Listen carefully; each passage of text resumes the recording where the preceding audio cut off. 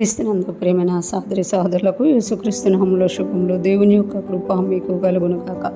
ఈరోజు దేవుడు మనకిచ్చిన మాట మార్కు సువార్త 14వ అధ్యాయము 17-18 వచనాలు.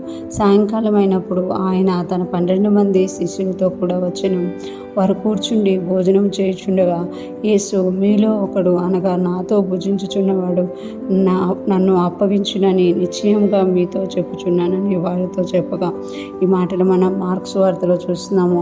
ఈ సందర్భం మనం అన్ని సువార్తల్లో కూడా చూస్తూ ఉన్నట. ఇక్కడ మనం చూసుకుంటే ఎప్పుడైతే యేసయ్య తన సిలువకు వెళ్ళాల్సి ఉందో, తను ఎవరి చేత అప్పగింపబడబోతున్నారో ఆయన ముందే ఎరిగి ఉన్నారు. ఆ చివరి పస్కాని భుజించడానికి శిష్యులు ఎక్కడ ఏర్పాటు చేయాలి అన్నప్పుడు ఆయన ఒక అడ్రస్ చెప్పినప్పుడు అక్కడికి వెళ్ళినప్పుడు అక్కడ ఒక మేడ గదిని ఆ యొక్క ఇంటి యజమాని ఇచ్చినట్టుగా మనం చూడగలం అనమాట.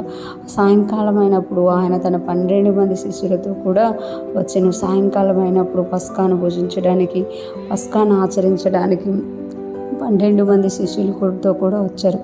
6 కూర్చుండి భోజనం చేయుచుండగా, అంటే వారు కూర్చుండి భోజనం చేయుచుండగా, పస్కాను భుజిస్తుండగా యేసు, మీలో ఒకడు అనగా నాతో భుజించుచున్నవాడు నన్ను అప్పగించునని నిశ్చయముగా మీతో చెప్పుచున్నానని వారితో చెప్పా. యేసు మీలో ఒకడు అంటే యేసయ్యకి ఎవరు అప్పగించబోతున్నారో తెలుసు, ఎవరి ద్వారా తాను అప్పగింపబడబోతున్నారో తెలుసు. కానీ మరలా అది రివీల్ చేస్తుందన్నమాట. మీలో ఒకడు అనగా నాతో భుజించుచున్నవాడు నన్ను అప్పగించునని నిశ్చయంగా మీతో చెప్పుచున్నానని వారితో చెప్పగా, అంటే తనతో ఉన్నవారే తనను అప్పగించబోతున్నారని తెలిసినా కూడా యేసయ్య సహించుకొని ఉన్నట్టుగా మనం చూడగలుగుతాం.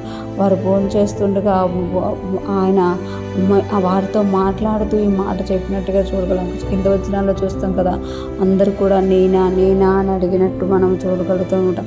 అంటే యేసయ్యకి అన్నీ ముందు తెలిసినప్పటికీ కూడా ఆ మార్గం గుండా వెళ్ళడానికి, యూదాన్ని క్షమించడానికి, ప్రేమించడానికి యేసయ్య దేవుని దగ్గర నుండి కృపను పొందుకున్నట్టుగా మనం చూడగలం. ఈరోజు మన జీవితంలో ఏం జరుగుతుంది, మనం యేసయ్యని ఎలా ప్రేమిస్తున్నాము, ఎలాగ ఆయన ఆరాధిస్తున్నాము, ఎన్ని కష్టాలు ఆయన కొరకు భరిస్తున్నాము, ఏ వాక్యము నిమిత్తం ఎంతగా హింసింపబడుతున్నాము అనేది ప్రతిదీ ఆయన చూస్తున్నారన్నమాట.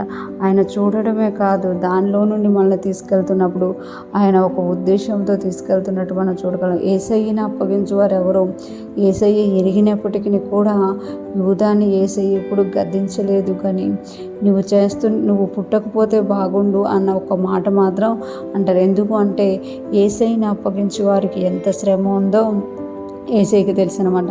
అలాగే మన జీవితాల్లో కూడా మనం ఏదైతే అనుభవిస్తున్నామో, ఏదైతే శ్రమలు కానీ, కష్టము కానీ, బాధ గుండా వెళ్తున్నామో అవన్నీ యేసయ్యకి తెలుసు. ఆ శ్రమలో, ఆ బాధలో, ఆ కష్టంలో మనము ఆ యేసయ్య వాక్యాన్ని పట్టుకొని ముందుకు వెళ్తున్నప్పుడు యేసయ్య మనకు విజయం ఇచ్చే దేవుడిగా ఉన్నారు.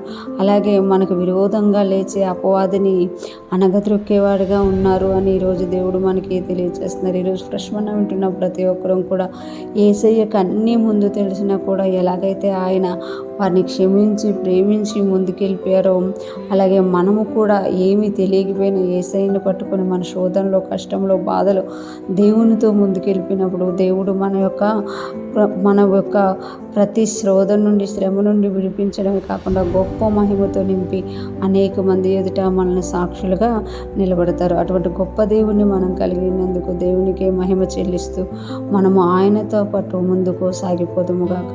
ఆమేన్.